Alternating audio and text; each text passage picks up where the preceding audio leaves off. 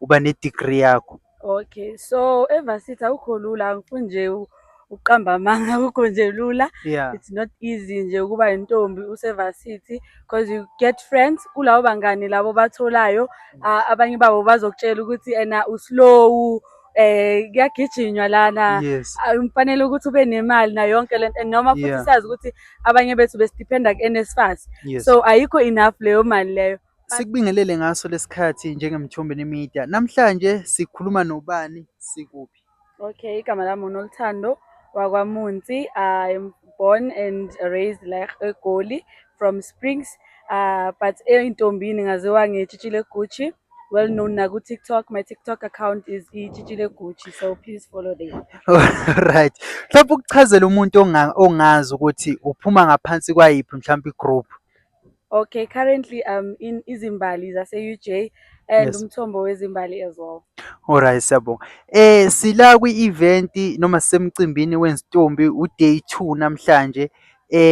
Ezintombi ama-challenges enibhekana nawo ezizintombi nibhekana kanjani nawo noma niwahendlisha kanjani? Okay, most of ama-challenges wokuthukwa, especially izintombi endala, siyathukwa kakhulu. And izinto futhi esithukela zona izinto ey'ngasile yabo. So Yeah. ukuthi most abantu nje abasithukayo abantu abafuna udumo ngobuntombi bethu. For instance, like ku-TikTok ngoba nibona nje nonke nani, kunabantu nje umuntu ufuna i-fame and then uyifuna ngobuntombi bethu. But mengabe uyazi injongo yokuthi why ula entombini, I don't think izinto ezingakusheyikha lezo ngoba siyathukwa kakhulu. Maningi ama-challenges esibhekana nawo. Mina nje as for one, ikhona i-challenge yokuthi abantu bathi angiseyona intombi, but that thing akusiyinto ukuthi ngangenza ukuthi ngiwe cause ngiyazi ukuthi mina ngingeneleni la ebuntombini. Yiziphi izinto engifuna ukuyi-achieve-a. Mina kunezinto engifuna ukuyifeza kuqala ngaphambi kokuthi ngiphume ebuntombini. Beside umshado, kunezinto nje ngisafuna ukuyifeza and then after then bese-ke sengaphuma ebuntombini. Alright. Ngitholile ukuthi ubukade usevarsity njengoba usho. How is the journey being evarsity uyintombi? Abantu abaningi mhlawumbe uthole baphuka khona evarsity. Wena ungathi yini ekusebenzele noma wenze kanjani ukuthi uhlezi uyintombi uze kube uqeda isikole noma uba ne-degree yakho? Okay, so evarsity akukho lula, angifuni nje ukuqamba amanga, akukho nje lula. Yeah. It's not easy nje ukuba intombi usevarsity because you get friends kulabo bangani labo batholayo. Abanye babo bazokutshela ukuthi ena uslow, kuyagijinywa lana. Yes. Kufanele ukuthi ube nemali nayo yonke lento, and noma futhi Yeah. sazi ukuthi abanye bethu besidiphenda ku-NSFAS. Yes. So ayikho enough leyo mali leyo.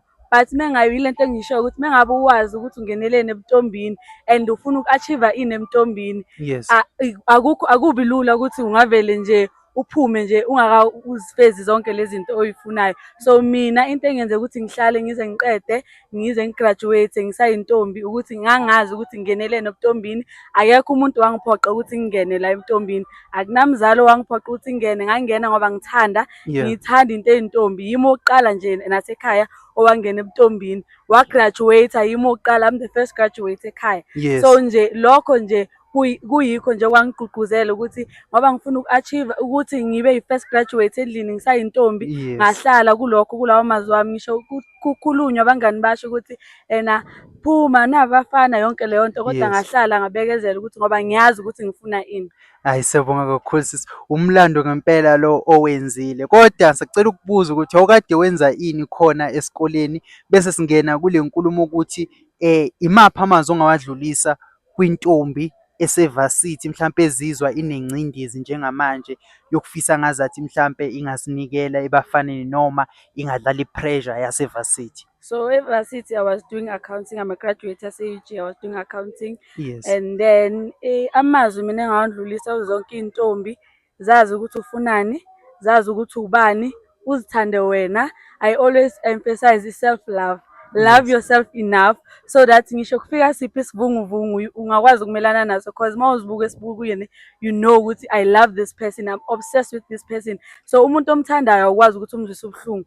Yikho engibhilivela kukho. So love yourself so that uma ucabanga ukwenza into ebhedayo uzobe uyikhumbula ukuthi lo muntu ngiyamthanda futhi angifisi ukumbona asentweni embi engeke ngifise ukuthi uma ngimbuke nje e-depressed. So yikho nje engangidlulisa ey'ntombini ezisafunda noma ey'ncane e-university. Siyabonga kakhulu sisi.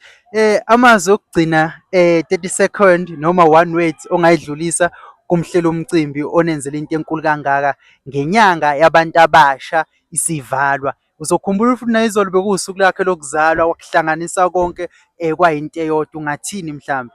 Okay, since awusisi wami ngizothi ngiyamthanda kakhulu kakhulu kakhulu and she's so brave. Okunye nokunye vele ngiyabukela kuyena. Yes. So yeah, ukungakusho nje ukuthi ngiyamthanda and siyabonga ngalokho asenzela kona. Aqhubeke angapheli mandla ngoba yikhona ivunguvungu zafika futhi, but aqhubeke ame ngoba bakhona abantu abamthandayo futhi nabantu futhi engibhilivelayo ukuthi babukela kuyena ngaphandle kwami. Bakhona nje abantu ababukela kuyena. Yeah, ngiyabonga. Siyabonga kakhulu ngesikhathi sakho njengemthombeni emithi. Ngibonga mina. Siyabonga sisi.